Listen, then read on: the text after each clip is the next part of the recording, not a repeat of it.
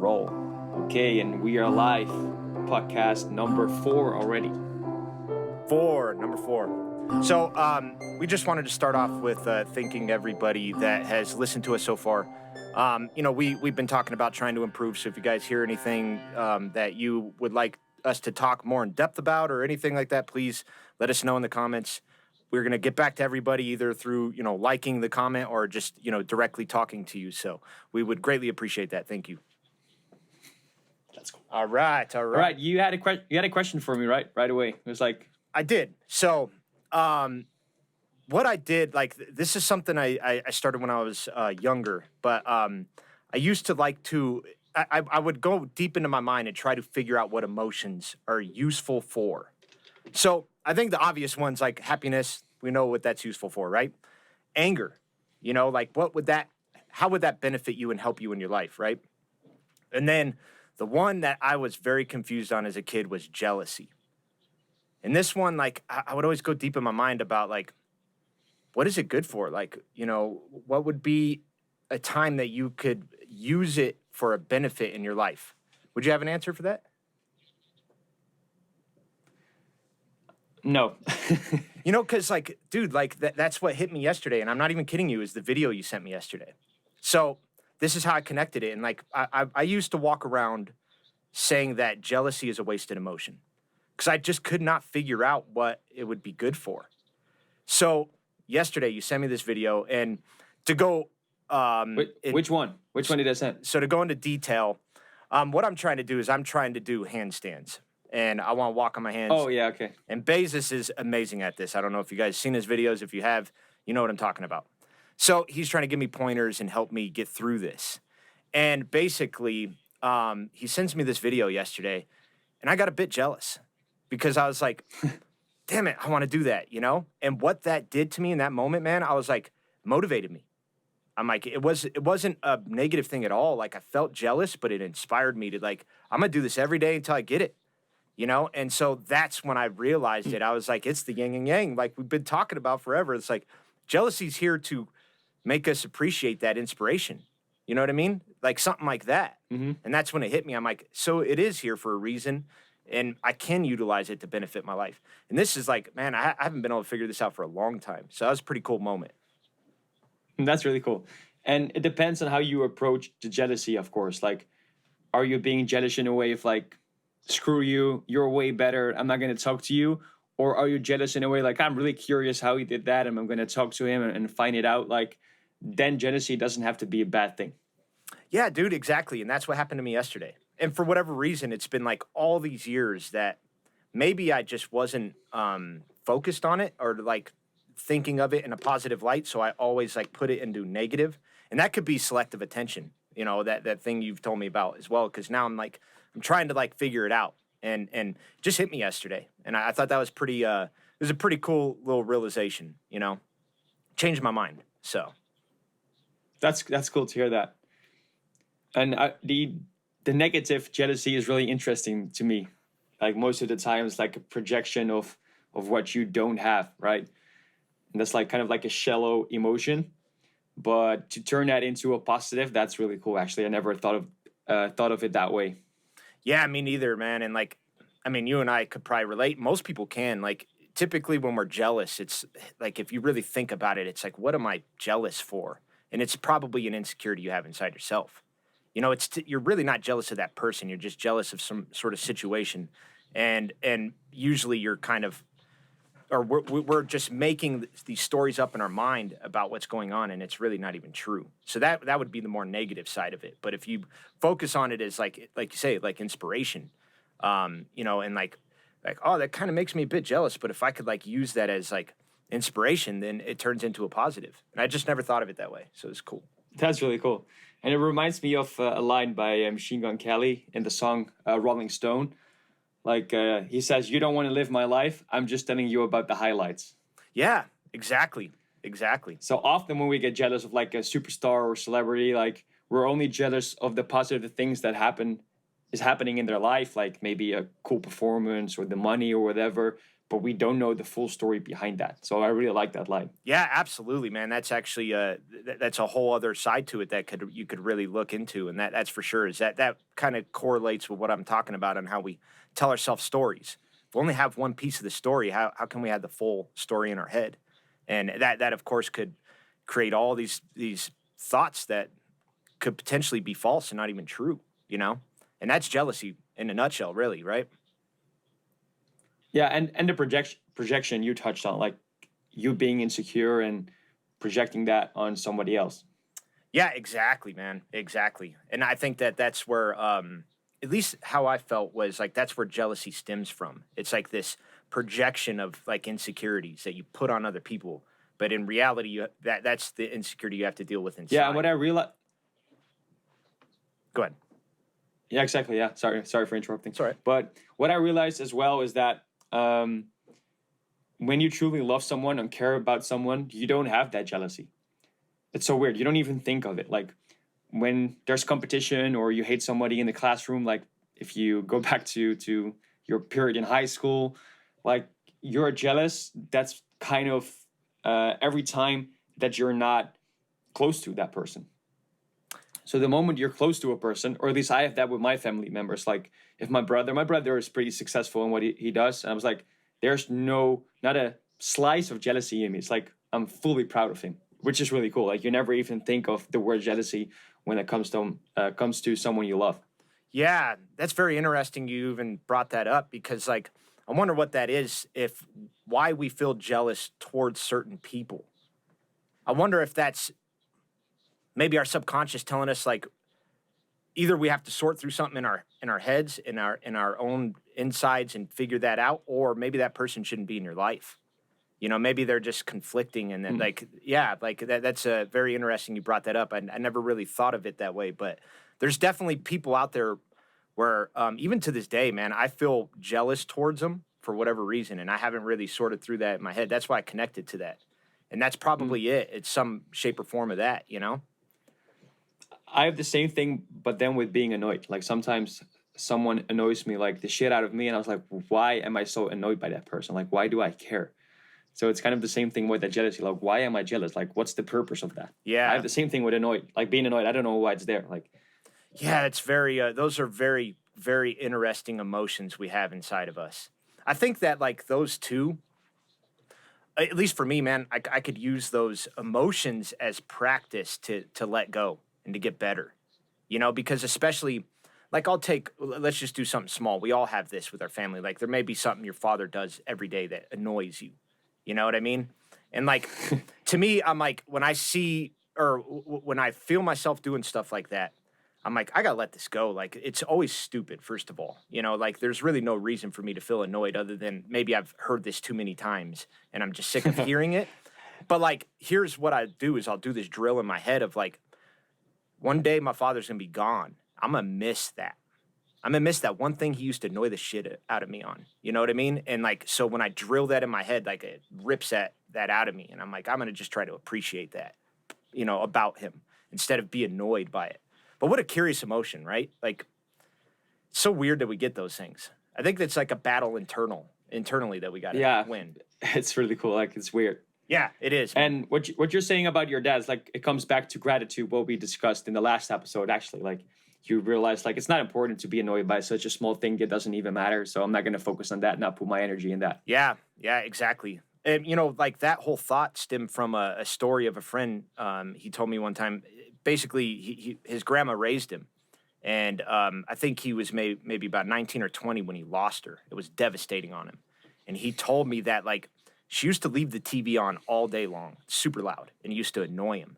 And when that was, like, taken from him overnight, he's like, I missed it. And that kind of impacted me really hard, man, where, yeah, to a point, or, you know, it just affected me really hard to a point where I'm like, I got to take that as a lesson for my life. So I'm not going to, like, because, like, if you tend to, like, focus on those annoying, like, those feelings when you're annoyed, you're going to push people away, you know? And, like, it's not going to be good for your future. That's for sure. And it's going to get worse when you focus on it because then you notice it. Mm-hmm. Like, this is such a funny story, and it is so true. Like, comparing men to women. Like, I don't want to generalize, but this is what I see often. It's funny as hell. when there is a bag like that you put in the trash can and you put it out to move it outside, right? And just laying in the hallway. Like, I don't see that. It's not mine. I don't care. I just step over it and do my daily stuff, right? And then there are like people like, how do you not see that? I'm like, I don't care. I'm not going to put my energy in that stupid back that is laying around. Like, I don't care. So the moment you don't put energy in it, you don't even notice it. So maybe it's the same thing with being annoyed. Like, if you don't even put your energy on there, you're probably not going to even notice anymore. I love it, man. That's really it right there. And that analogy you just used is perfect because I think a lot of people have those little annoyances, right? Those little things, and it's like, why are you being so annoyed about that? It's really meaningless. Like, just like you mentioned, like just stepping over a trash bag or whatever. Like, was it really that hard? Like, either one could be annoying to you, but it's what you choose to allow to come inside. And if you're going to continue to focus on that thought of being annoyed, it's going to turn into a negative for sure. Yeah, it's gonna make it worse. Like, in your head, you can make something really big by just thinking big. Yeah, man. Yeah. But that's actually a good way to make things small. People don't often think about this, but if you make something really big in your head, like way too big, you blow it up like a problem or whatever. Afterwards, you zoom out and you make it really small. It's also gonna seem or appear more small because you made it so big in the beginning. And afterwards, you're like, oh, it's really not that important. It was so big in my head, but now I zoom out and I see how small it actually is. Yeah, and how cool are those realizations? Like when you finally get to see those and you pull yourself out of it and you're like, wow, I was really torturing my mind for no reason. It's like this really wasn't a big deal and I thought it was. And I think that those are those moments of like you got to figure out what to focus on. Like that's at least what I do is like yesterday I was feeling a little scattered. And so I'm like, well, I'm in the middle of a job right now. Why am I so scattered? Now I pull myself out and what do I need to focus on? What's most important? And I think that that's what it is. It's like, what's more important to you? It's like, is it really that bag that's laying on the floor or that thing that your father or mom's annoying you about? Or is it really the thing that's annoying you in the inside? Maybe you just need to sort that through your head and let go. And then it won't torture you. Exactly. Yeah, it won't torture you anymore. And then you can just move on and ignore it. It's not because it's not a problem. Yeah, you're just touching on something really important. Like, what's your priority? Like, how important is it that something is laying on the hallway? Like, sometimes somebody gets angry at me and I'm like, it's not even important. Like, why are you getting angry about this? Like, there are people dying because they don't have any food and you go and nag about the way I dress. Like, who gives a shit, right? Right. And then, like, the priority thing, like, we're going to move on to another topic, but this is really cool, is that often when people are working a lot and I tell them, hey, maybe you should, like, meditate or go to the gym to be healthy. And they're like, no, I don't have time. Like, I'm busy all day. I'm like, you do have time, but your priority is money or your work instead of your health. So it's not that you don't have time, but you don't pick that. So your priority is somewhere else. Absolutely. And your priority could be your TV show or something that like is not going to benefit your future. So it may not even be work. And you're instead focused on this TV show or whatever is not really benefiting your future when that is actually causing you to be angry or lash out at people. And like you said, like, what are you yelling at me for? What are you so angry for? And that's usually what it is. They're just not taking the time to focus on, the priorities, the real priorities. Exactly. So the excuse of I don't have time, that's nonsense. We all have 24 hours a day. Exactly. If you have time, then absolutely everyone else has time. I mean, what do you do all day? Do you just sit on your ass? I don't think so. And that's why whenever I hear that excuse, I always feel like it's ridiculous. I'm like, it's a priority thing. It really is. It comes down to priorities. Yeah, and I really have to think about like what is important to me in my life. And if people don't make priority for their health, I'm like, why don't you think that's important? Because it doesn't affect them on the short term, but later on they realize like, ah, shit, like we discussed this last time as well. Like if you don't make time for your health, you're gonna have to make time for your sickness, which is a priority, but you just don't realize that. Yeah, this is like the whole thing of it too. Is like, especially when we're younger, we love to tell ourselves like, because we feel invincible, man. Like you could sleep 2 hours and still work all day. You know what I mean? You could drink all night, still get up and do your stuff. These things start to go away. And that's because the priority wasn't your health. And I think like a lot of people that haven't gone into, or if you don't really aren't aware of what health is, it's really easy to stay trapped in that, like, the parts that just aren't priorities in your life, and health should be a major priority, if not the top priority of your life, even if you are healthy, because this thing, it could get taken from you, So I agree with you. Exactly. And with priority, the thing is as well, is like people often say, like, let's say playing guitar, for instance. Like I don't have the time to play guitar all day. I'm like, you can make time. And then they're like, yeah, but then I don't have enough money for my work. I said, that's the consequence. Like there's a choice and then there's a consequence. So if you choose to play guitar all day long, you're probably going to earn less money to pay for a beautiful house or whatever. That's the consequence. But if you choose for your house and for your money and your job, and then you're going to nag about the fact you don't have time for guitar, well, that's just the consequence of your choice. So pick one, face the consequence, and don't bitch about it. Love it, man. I love it. And I think another thing to add to that too is like you could predict your future by the things you do today. And of course it's going to vary per person. But like I think that the main thing we all need to do is just be like, if I watch TV today, how is that going to affect my future? If I work out today, how is that going to affect my future? And if you start asking yourself those questions, you could start rearranging what priorities are. And maybe people don't get this deep about like what they're doing on a daily basis. But like if you do and you start to pick apart those things, that's how you could create better momentum for your life. But that's also kind of like our environmental issues at the moment. It's so hard for our policies to pick for the long term. And I'm like, why is that so hard? Like, why can we not choose for the long term? Like, what's up with that? Yeah. I mean, I'm very baffled by it all as well, man. Like I really like a lot of the choices I see people making. It's really like it's very short term. And I agree with you. Like why are we not trying to make changes now that may hurt certain people, like pocketbook or whatever it is that's holding them back now, but in the future it's going to benefit everybody. So why not make that sacrifice now? And like I don't know, that's how I've always thought of things. So it's very baffling for sure. Yeah, and moving on to like the environmental issues, like, how do you think we can solve that? Like, what should we do? Like, Yeah, dude, that's a tricky one. That's super tricky. I think that like at least for me, I'm like if we all do a small part, I think that that's how we could start, right? So I love how you're vegan obviously, and you do this more for the environment. So I love how you made that choice. Like that to me is like exactly what we could do, and that's not what everyone has to do. But like maybe you could recycle or use less plastic.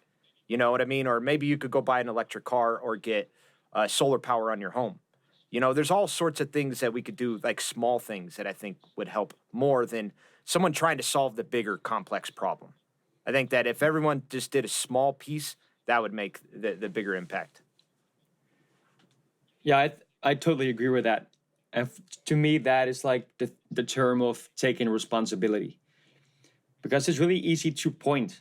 Like the consumers point to the companies. No, the companies should produce less plastic in their products, and then the companies say no, but the government should have policies that with restriction rules, so we're not allowed to produce that. And then the government says, well, the consumers they pick on what they buy. So we all have this circle of pointing fingers, which is so weird and it's never going to stop. So if you just cut that crap out and just take responsibility for yourself, like what can I do as a consumer? Buy a bit less plastic, buy a bit less meat, recycle. As a company, what can they do? Maybe with this production, we can have less plastic in that, or we can travel less by building, I don't know, a factory there instead of all the way the other side of the country. And then the government can play a role. And maybe we should have a policy in 2 years that single-use plastic is going to be banned. So everybody in that triangle plays a role and takes responsibility instead of just pointing fingers all the time. Yeah, because pointing fingers, that'll never get anybody anywhere. If we take responsibility for what we could do, and it could get so small scale, but grand numbers makes a big change, right? So, like I could say this, like my wife and I do something kind of cool is we'll go take our dog for a walk. and we'll take like a bag with us, and we'll pick up the trash. Any trash that we see on the ground, we'll pick it up, put it in the bag, and take it home with us. And so we do stuff like that. And I think that there's always little things you could do to help, and like, is that making a huge difference? Maybe not. But if we all did it, it's going to make a huge difference. And so that's like how I make Exactly. sense of it. It's just got to be small on each individual part. So, And just do it. mhm. Like pick up that trash, buy something that's sustainable. Like just do it. Don't talk about it.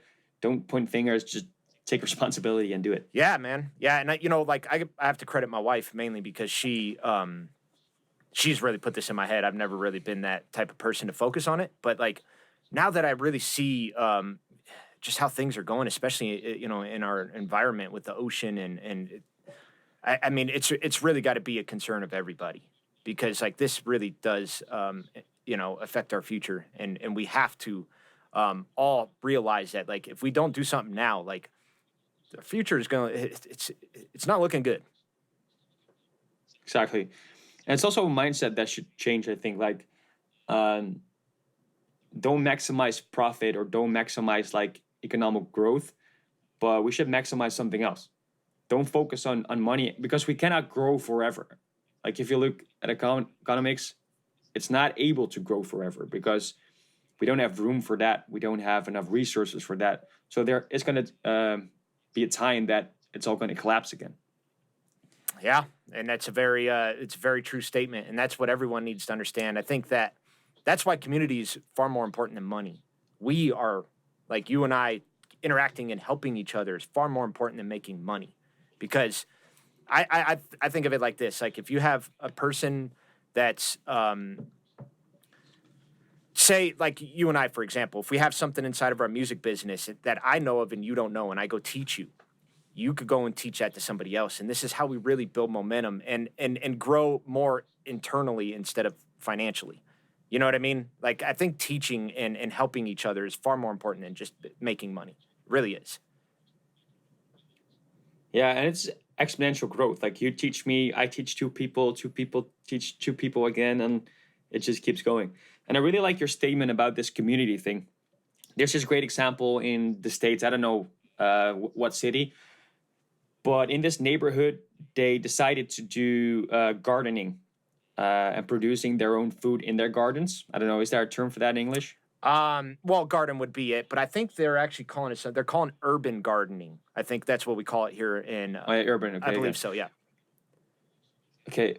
In Dutch, it's called moestuintje, which is way off, but urban gardening.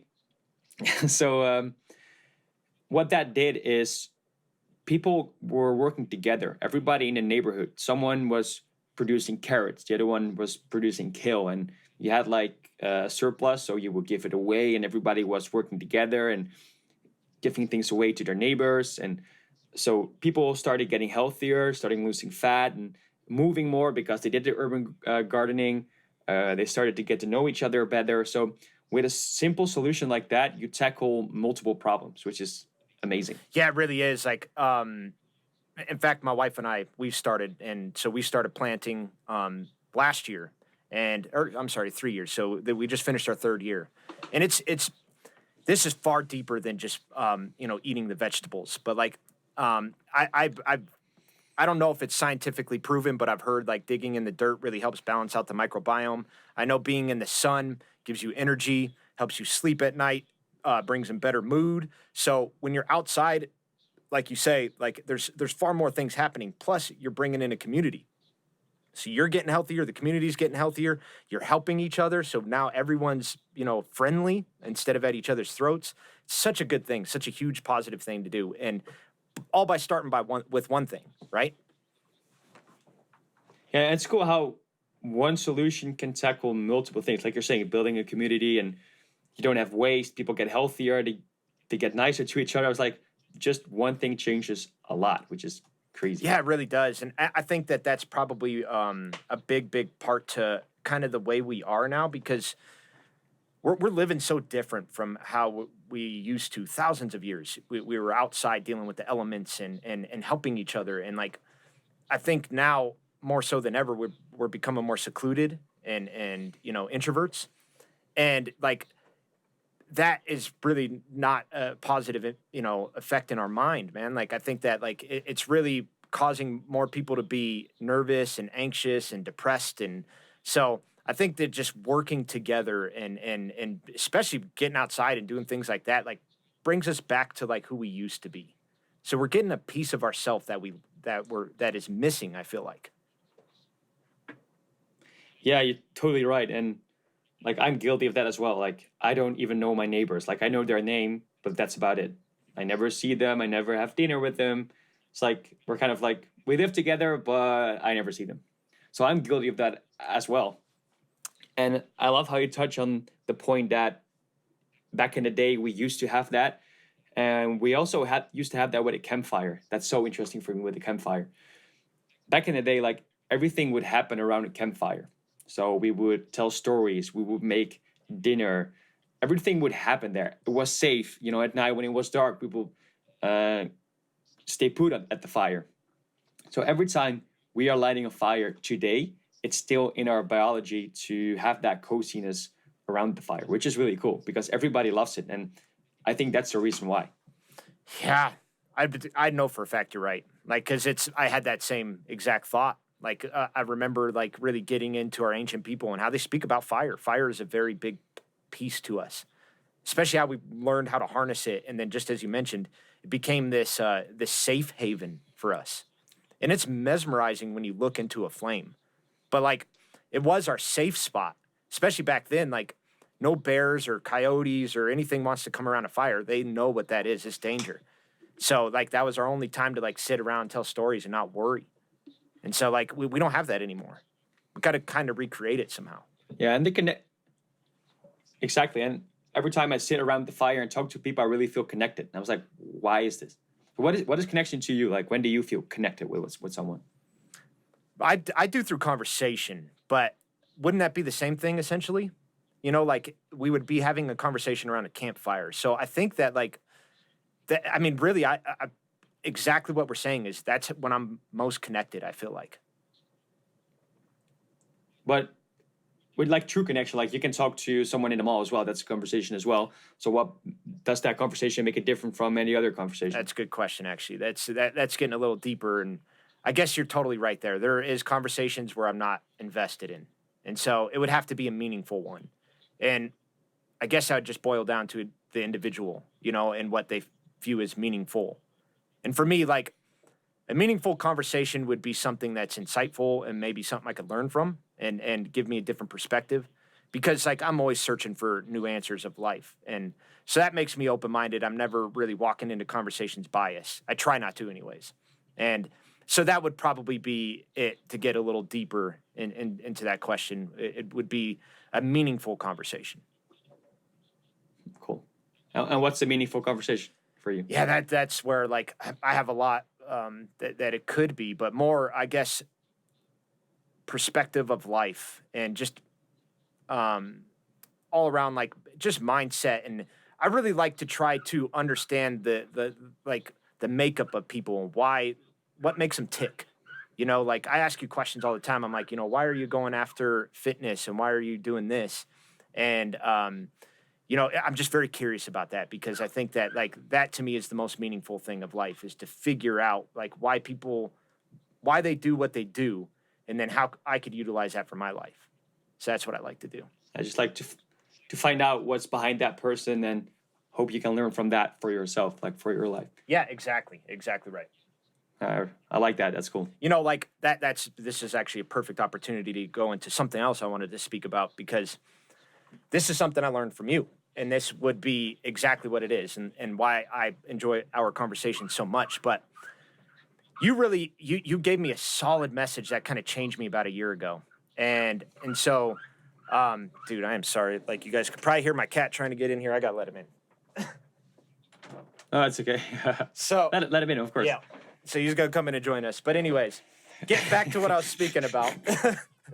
I have a message for like entrepreneurs, people that are like really going out to try to like change their life and are basically goal setters and they're out there. They got all these goals in front of them and we're ready to go accomplish them. I'm this person, you're this person. And I always had all these goals in front of me that were like, okay, I'm gonna go build my business. I'm gonna get into fitness. I'm gonna, get my powerlifting. It, I'm gonna go into nationals and win powerlifting competitions and all these things. Right? Happiness was never a part of my goal ever. It was always at the end. So it was like after I get my house, I'll be happy. After I, achieve my goals in powerlifting, I'll be happy.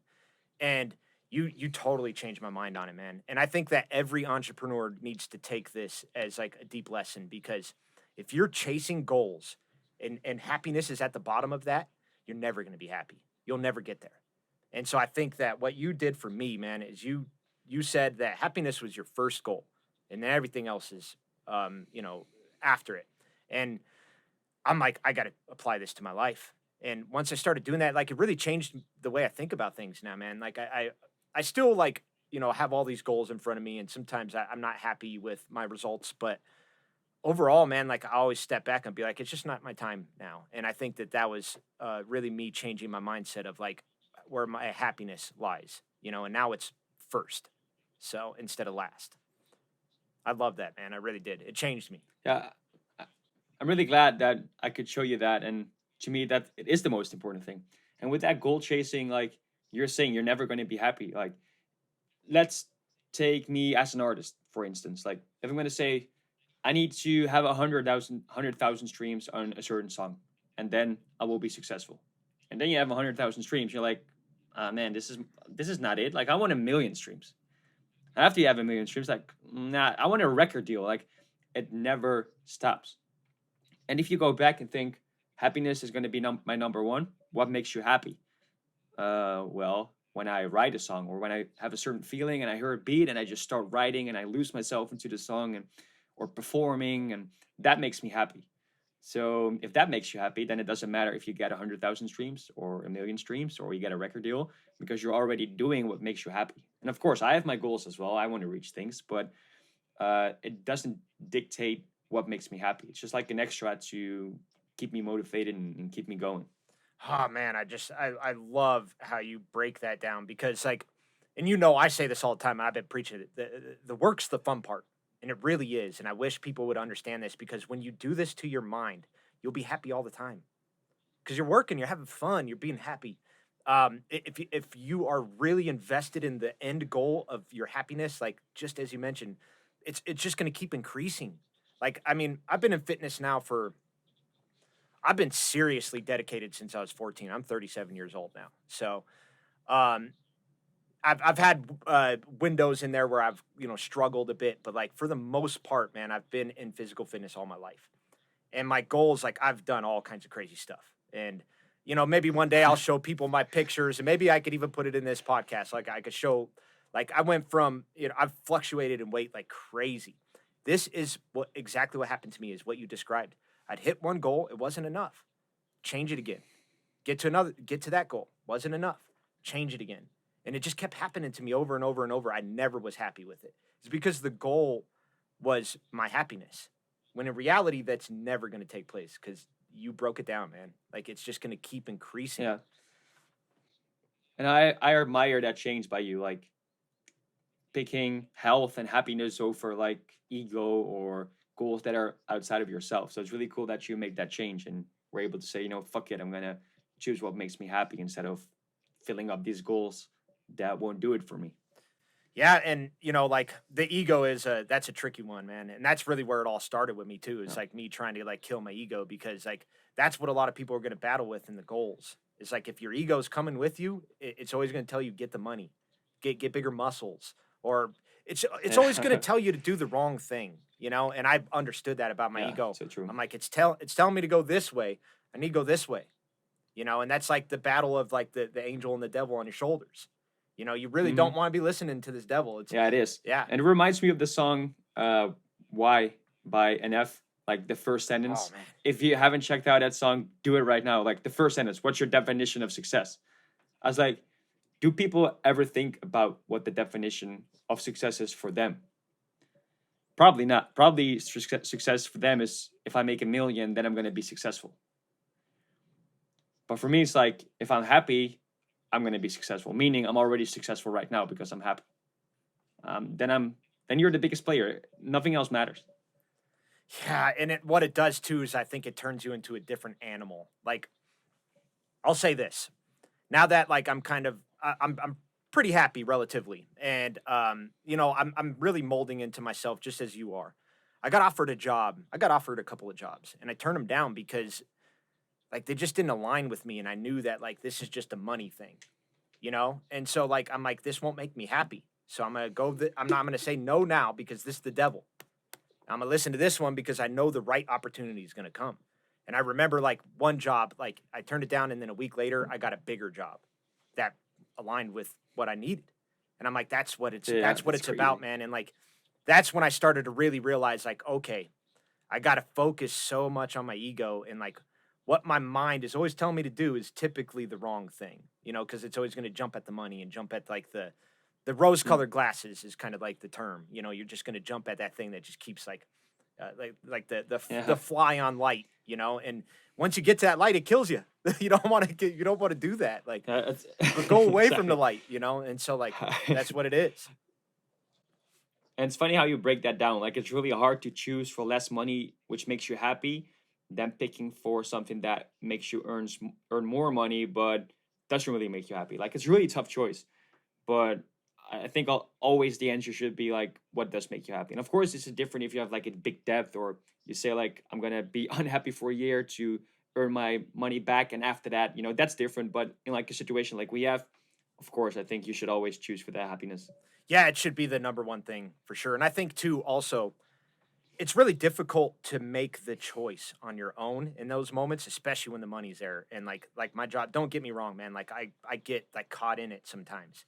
And this is what's bringing me to my next point is you want to have good solid people in your corner that will give you the proper advice and help you make the right decision. Like my wife was one of them. Like she basically like helps me get through things that like I don't if without her, man, I don't know if I would be able to make that right decision. So I think it's important to have people in your corner that will give you the honest truth. My wife isn't it's never about feelings for us. It's about what's the right answer here. Regardless on how I feel. Like if it's going to hurt my feelings or not, she'll give me the right answer. And I think that that's important to have those people in your corner. Yeah, like she's gonna give you the highest truth of what she feels, right? So she's not gonna bullshit you, but just say how it is. And guess what? Those people that are really close to you, they don't give a damn about your money or your job as well. They care about your happiness as well. So they're gonna support you whenever what makes you happy, and all the other stuff doesn't matter to them neither. Yeah, and I think people need to really, really focus on that because sometimes two things could happen. Sometimes that person is giving you bad advice and you need to push them out of your life. Or sometimes you're just not taking the good advice and you need to bring that person more closer to you. And I've like realized that a lot is like as you mentioned, I got people in my life that are giving me advice not based on money because they care about me and they want me to make the right decision. These are important people to me. The ones that are like, oh no, no, no, just let's go out and party. Let's not go out and like take that job because we need the money right now. Like those are the ones that they're gonna sabotage you and you're gonna self-sabotage yourself eventually. So you really want those people in your corner that are gonna give you the honest truth, regardless of your feelings. Like even if they're hurting your feelings, they know it's just for the greater good and to help you instead of the money or whatever That, else. that's really cool how you break that down. It reminds me of the story of the Drinken brothers, like Drinken brothers, like in German, like drink brothers. I'm gonna mess up this story, but I heard it and it was so cool, so I'm gonna try to tell it. Like, there's this man who's not happy at all, and he goes to a bar and he just drinks a beer and to get away from his fight with his wife, and he's in debt and he cannot pay for his loan for his children, and just to escape that he's gonna drink and go to the bar, right?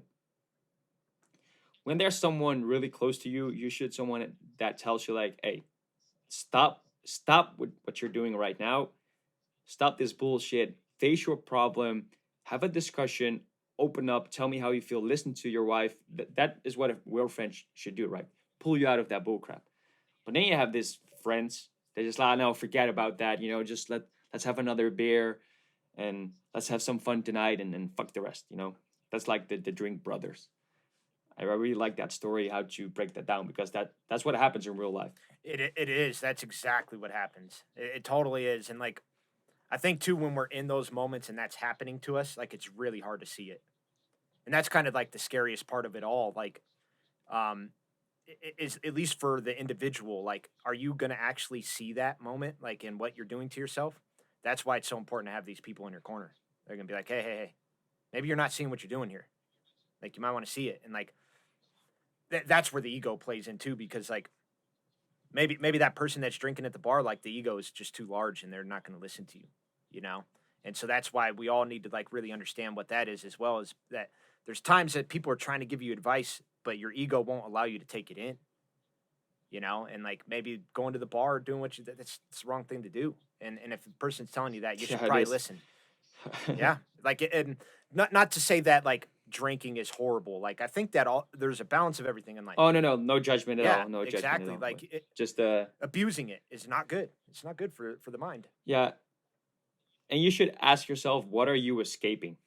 Like the moment you take a drug, and I see caffeine as a drug, I see fast food as a drug, I see alcohol, weed, whatever. Everything to me is a drug. What are you escaping? So if you're not want to face your emotions, so you smoke weed, you're screwed. If you have a lot of problems, but you need ecstasy to feel great and to feel happy, you're screwed. So what are you escaping from? And if you use it while you're not escaping from anything, I think you're all good. Yeah, exactly. That is like perfectly put, because that's really what it is like alcohol and just going out and partying and letting loose should just be just that, not getting away from your problems in life, because those are just going to continue to stack. They're not going to go away just because you're drinking at night. They're going to get worse. And you know I say this, but I say I mean most drugs do this, but like you're borrowing your happiness from tomorrow. So Yeah, that's yeah, good. if you're already like very unhappy and you keep drinking every night, like this is like imagine how many months or years that it's going to compound for you to get your happiness back. So you continue to keep borrowing it and borrowing it and borrowing it. Like this is, and you're putting off your happiness and putting off your life. Like this is going to affect you deep into your future. So those are all things we need to be aware of for sure. And it comes back full circle to the short term, long term again. Yeah, absolutely. It totally does, man. That's crazy as well. But yeah, Well, I don't I know. think that we I think could, we're yeah, set this up as the ending of it. We got podcast number 4 done. If you have anything else you want to add, It was funny that you said you were done because the internet was totally going away. It could be a more perfect timing for that. all righty. Well, it sounds like that's our cue. Appreciate everyone sitting with us and sitting in on our conversation. We hope you find it just as interesting as we do, and would love to get your like, share, comment, whatever you want to do. Please let us know. You know, again, we are just trying to improve and get better at these things, bring value to you guys. So appreciate everyone taking the time. All right. Yes, thank you, and until next All right, time. Bazes. Thank you. All right, that's a wrap. Later. Thanks, Robert. Yes, sir.